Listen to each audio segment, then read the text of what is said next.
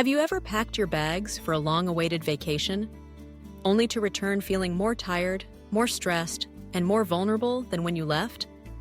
If you're over 70, that might sound familiar. Because while travel can seem like a beautiful reward for decades of hard work, it also hides dangers that too many seniors never see coming. We're not just talking about missed flights or lost luggage.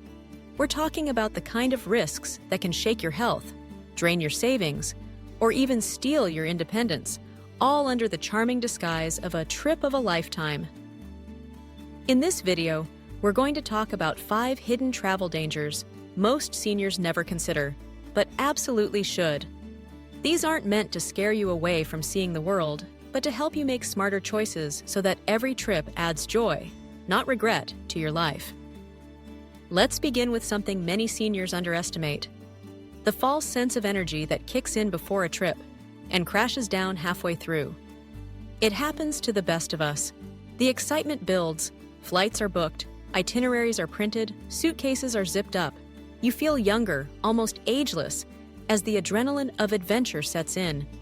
But the truth is, adrenaline is not the same as endurance. There's a hidden fatigue that creeps in, especially after 70. The kind that doesn't show up right away, but hits you after a day of navigating airports, hauling bags, or adjusting to a new time zone. And unlike when you were younger, that kind of exhaustion doesn't just fade with a nap. It lingers. Take Eleanor, for instance. At 72, she had been dreaming of a European river cruise with her sister. She'd walked daily at home, ate well, and felt in shape enough to handle the trip. But after 3 days of climbing steep old staircases, catching early morning buses, and trying not to fall behind in crowded cities, her knees swelled, her back ached, and her energy vanished. By day 5, she was skipping excursions, staying in bed, and silently wondering if she'd made a mistake. Eleanor later admitted that she had confused being excited with being ready. The truth is, after 70, your energy works differently. Your body may need more time to adjust, longer rest between activities, and more sleep than your itinerary allows. That's not weakness, it's wisdom. And recognizing that difference can mean the difference between coming home with memories or with regrets. But fatigue isn't the only thing sneaking up on older travelers. That brings us to the next hidden danger: losing your routines and the health consequences that follow. When you're at home, your life runs on rhythm. You eat at the same time. You sleep in your own bed. You take your medications on schedule. Your fridge is stocked with familiar, healthy meals. You know where your walking path is, which chair supports your back, and where your slippers are by nightfall. Now take all of that and remove it. Suddenly, you're eating out 3 times a day, choosing from menus with unfamiliar ingredients or too much salt. You're sleeping in a different bed, maybe with strange pillows, next to noisy streets or unfamiliar sounds. You miss a pill here. You take a late meal there. You forget to drink enough water. Maybe your digestion slows, or your blood pressure rises.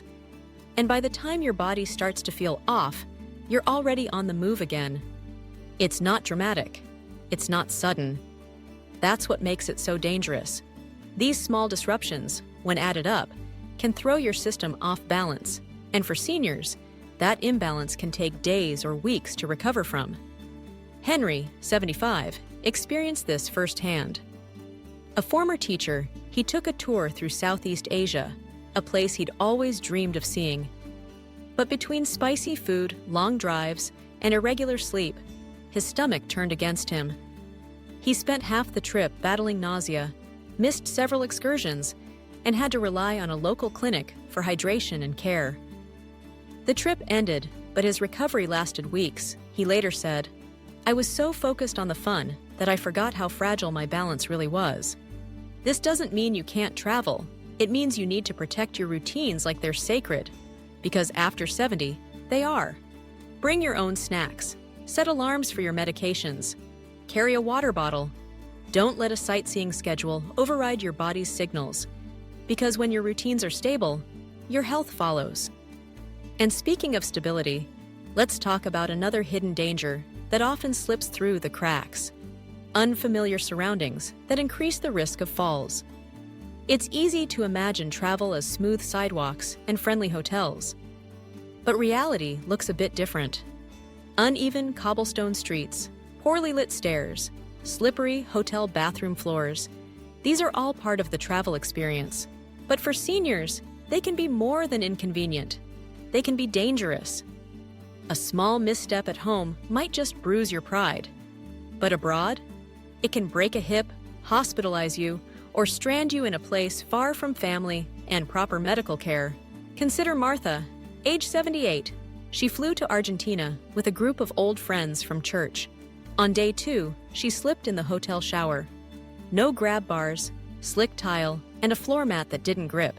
She fractured her wrist, ended up in a foreign hospital with a language barrier, and had to return home early with a cast and a medical bill she wasn't expecting. That fall changed her plans, not just for the trip, but for the rest of the year. The irony? She packed her favorite scarf, but left behind her non-slip travel slippers. You don't need to avoid beautiful places, but you do need to think ahead. Choose hotels with senior-friendly accommodations. Ask for rooms with grab bars and elevators. Walk slower. Use walking sticks. And never feel embarrassed about choosing safety over scenery. You deserve both. Travel is supposed to be a joy, but without proper planning, it can quietly turn into stress, strain, or worse. These first few dangers, fatigue, lost routines, and physical risk, often go unnoticed until it's too late. But now that you're aware of them, you're already one step ahead. Until it's too late. But now that you're aware of them, you're already one step ahead. Now that we've talked about how fatigue, disrupted routines, and unfamiliar environments can quietly work against seniors while traveling, let's move into something even trickier, because it hides in plain sight. I'm talking about overconfidence in planning. At first, that might not sound like a danger. After all, isn't being organized a good thing? Of course it is, but there's a fine line between preparation and assumptions. Especially after 70, the things we once took for granted during travel may no longer apply. Let's say you've always been the planner in the family. You know how to find the cheapest flight, book the best hotel deals, and squeeze the most into every itinerary. But what happens when you plan the trip the same way you did 20 years ago and expect your body and energy levels to follow suit? It's not about losing ability, it's about adjusting expectations. A packed travel schedule that worked in your 50s can feel like a military march in your 70s. And what's worse is that many seniors don't realize it until they're already too deep in the trip to slow down. Look at Frank, 74, who organized a trip for his wife's birthday, a 10-day adventure across Japan. Temples, gardens, train rides, sushi tours, even a hike through a bamboo forest. It was beautifully planned, but by the 3rd day, they were both too exhausted to enjoy anything. Their joints ached, the time changes messed with their sleep, and they ended up skipping half the planned activities. Frank admitted afterward, "I planned the trip for who we used to be, not for who we are now." There's a lesson here. Planning is good, but over-planning without flexibility can backfire. The fix? Build cushion into your itinerary. Schedule fewer activities per day. Add rest days. And treat your body like a travel partner, not a machine. It's better to enjoy 3 slow, meaningful experiences than to rush through 10 and remember none. Give yourself the space to sit, breathe, and truly soak it in. And while we're on the topic of planning, let's talk about something most seniors don't think about until it's too late: emergency access to healthcare. This isn't just about having insurance. It's about being prepared for the unexpected when you're far from your regular doctor, language, or healthcare system. Imagine you're in a small town in a foreign country. You feel dizzy, your chest hurts. You can't remember if you took your blood pressure meds that morning, and your partner is panicking. You reach for help, but there's no clear hospital nearby. The pharmacy doesn't recognize your prescription, and the staff barely speaks English. That's not a scene from a movie. That's reality for too many seniors who travel without a real plan for emergencies. And this doesn't only apply to distant countries. Even domestic travel can present challenges if you're unfamiliar with the area or your insurance doesn't cover out-of-network services. A slip on a trail in another state, a reaction to new food, or a sudden virus, all can quickly become major health issues if you're not prepared.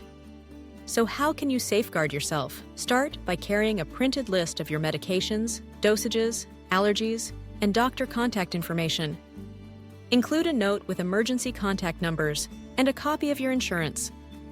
Keep it in your wallet or travel bag where someone else can find it if you're unable to speak. Next, learn about local hospitals or urgent care centers near where you're staying. If you're going abroad, research healthcare quality in the area and bring a translated version of your medical needs if the language is different. And most importantly, don't leave home without comprehensive travel insurance that includes medical evacuation, hospital stays, and coverage for pre-existing conditions. It might feel like an unnecessary cost until it saves your life. Let me share the story of Thomas, 79, who visited Costa Rica to fulfill a bucket list dream of seeing toucans in the wild. But on his second day, he collapsed from heat exhaustion and needed urgent care.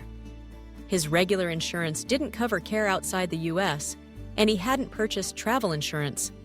He was hit with a $9,000 medical bill. And worse, he had to cut his trip short, feeling both physically and financially drained. His advice afterward? Don't assume it won't happen to you. Prepare like it will, and hope you're wrong. It's not pessimism, it's smart travel. Finally, there's one more danger that sneaks up on seniors, and this one doesn't come from your body. It comes from the people around you. It's being targeted for travel scams. Now, this is a sensitive topic, and I want to approach it with care. No one likes to think of themselves as vulnerable. But scammers don't care how smart or experienced you are. They only care that you might be tired, unfamiliar with your surroundings, or distracted. And unfortunately, seniors are often targeted because scammers assume you won't catch the trick until it's too late. Whether it's a fake taxi meter, a counterfeit currency exchange, or a helpful local leading you to a shady location, the possibilities are endless. Worse still are digital scams, fake Wi-Fi networks, cloned credit card readers, and phishing attempts from emails that look like your hotel confirmation, but are actually traps. Let me tell you about Dolores, 81, who traveled to Paris with her niece. While shopping, she was approached by a friendly man claiming to be from a local tour group. He offered to show her where to get the best croissants, and she followed, trusting his warm demeanor. Minutes later, her purse was gone. Her cash, phone, and passport all vanished. Her trip turned into days of dealing with embassies and banks instead of exploring the city she loved. The lesson here? Stay sharp, stick to official services, never share personal information or hand over your card to strangers. Use a money belt, keep valuables out of sight, and always, always have a backup plan if something goes missing. Being cautious doesn't mean being fearful, it means being wise. Because the truth is, the world is still beautiful, it's still worth exploring. But not without your eyes open. Now let's talk about a danger that's harder to measure, but perhaps the most important of all, emotional strain. It's the kind of burden that sneaks in quietly. You may not even realize it's affecting you until your trip is over and you're left wondering why you feel more drained than delighted. You see, travel is often portrayed as joyful, adventurous, and carefree. And for younger folks, that's often true. But for many seniors, especially those in their 70s, 80s, or even 90s, traveling can carry a hidden emotional weight. Let's say you're visiting a new city. The streets are crowded, the language is unfamiliar, the pace feels fast, and suddenly, instead of feeling excited, you feel overwhelmed. You hesitate to ask for help, unsure if you'll be understood. You find yourself missing your routine, your home, your sense of control. It's a subtle but powerful stressor that can make a trip feel more isolating than inspiring. And sometimes, it's not the newness of the place. It's the absence of familiarity. Your favorite chair, your usual breakfast, the familiar sound of the TV in the background. These little things provide comfort and identity. When they're gone, even temporarily, it can feel unsettling, like a part of your rhythm is missing. This emotional discomfort is even greater for seniors traveling alone. Loneliness on the road doesn't just mean being physically alone. It can mean feeling invisible in a crowd, uncertain in conversation, or anxious about unfamiliar surroundings. And while these feelings are completely normal, they can quietly chip away at your travel experience. There's also the emotional impact of realizing your limitations. Maybe you can't walk as far as you used to. Maybe your hearing makes conversations difficult in noisy places. Maybe you need to rest more often, and you worry that you're slowing others down. These feelings can trigger frustration or sadness, and that's okay.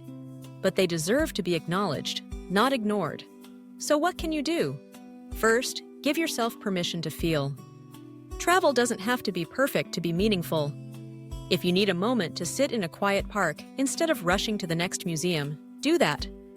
If a simple dinner at your hotel feels more comforting than a fancy night out, go with your gut. The goal isn't to check off a list, it's to feel good in your experience. Second, build emotional support into your travel plan. If possible, travel with someone who understands your pace and respects your needs. If you're traveling alone, stay connected to loved ones back home. A video call in the morning or a message at night can help you feel grounded and supported. And third, lower the pressure. Not every trip has to be grand or life-changing. A short weekend getaway nearby can be just as fulfilling as a 2-week journey abroad without the emotional toll. Focus on moments of joy, no matter how small. A kind stranger, a beautiful sunset, a warm cup of coffee on a chilly morning. These are the memories that truly last. But there's one more danger I want to talk about. Perhaps the most invisible of all. The belief that you should keep traveling just because you can. This idea is so deeply embedded in our culture.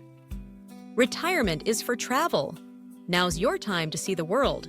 But the truth is, not everyone finds joy in travel, especially later in life. And that's okay. You may have friends who post pictures from exotic destinations or family members who urge you to get out and explore.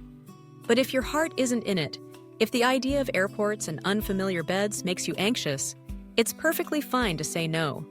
You're not missing out. You're choosing peace. Too often, seniors feel pressured to make the most of their golden years by doing more. But doing more isn't always better. Sometimes doing less, intentionally and joyfully, is the real path to happiness. Take Eleanor, for instance. She's 86 and used to love travel. Cruises, hiking trips, Europe, you name it. But about 5 years ago, she realized she wasn't enjoying it anymore. She felt tired, stressed, and out of place. So she stopped. And instead of feeling regretful, she felt relief. Now she hosts travel days in her living room. She watches travel documentaries, bakes regional dishes, and invites neighbors to share stories from places they've visited. I've never been happier, she says. I've traveled more through connection than I ever did with a suitcase. There's a powerful message in that. You don't need to go far to feel fulfilled. So what's the real takeaway from all this? Travel can be beautiful, exciting, and deeply enriching at any age. But after 70, it requires something that younger travelers rarely think about: discernment. The ability to ask yourself, is this right for me now? Not for who I was at 50, not for what others expect of me, but for who I am today. That might mean taking fewer trips, or shorter ones. It might mean traveling only to places where you feel safe and supported. Or it might mean not traveling at all and embracing the beauty that's already around you. What matters is that you honor your body, your spirit, and your truth. Because the real journey after 70 isn't about ticking places off a map. It's about creating moments that feel peaceful, connected, and meaningful, wherever you are. So before you book that next flight or hop in the car for a long drive, ask yourself, do I feel excited or pressured? Is this destination aligned with my current energy and needs? Have I made room for rest, support, and flexibility? Am I doing this for joy, or for someone else's idea of what joy should look like? These questions aren't limiting, they're liberating. Because they help you travel with clarity and confidence, not fear or fatigue. And if you do choose to travel, do it with your eyes open, your mind prepared, and your heart at peace. You've earned that right. Thank you for being here today. If something in this video resonated with you, maybe a story, a tip, or a new way of thinking, please let us know in the comments. Your voice matters, and your experience might be exactly what someone else needs to hear. If you found this video helpful, we'd love it if you hit that like button, subscribe to our channel, and shared this with a friend who might be considering a trip soon.